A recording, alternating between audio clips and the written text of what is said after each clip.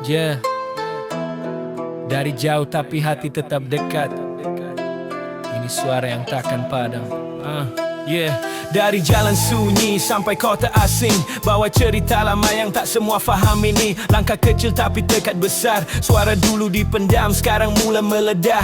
Bukan cari simpati, ini tentang harga diri. Tentang hal yang lama hilang kini kembali dicari. Dari sejarah luka sampai harapan baru, kita tulis balik takdir, tak tunggu waktu. Angkat suara, jangan diam lagi. Walau dunia coba nafikan mimpi, kita berdiri, takkan lari. Selagi hidup kita terus berani.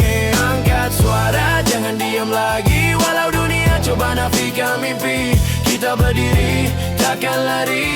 Selagi hidup kita terus berani. Bukan mudah jalan yang kita pilih. Banyak mata memandang, banyak juga yang sinis. Tapi hati keras macam besi, takkan patah walau dihentam berkali-kali. Ini bukan cerita kosong tanpa makna. Ini suara generasi yang dah lama terasa.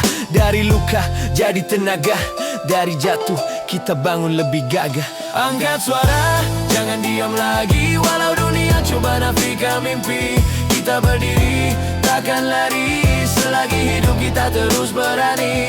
Angkat suara, jangan diam lagi. Walau dunia coba nafikan mimpi, kita berdiri, takkan lari.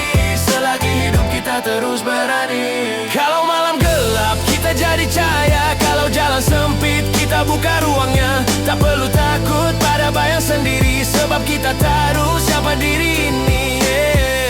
Suara ini takkan mati selagi nadi masih berbunyi.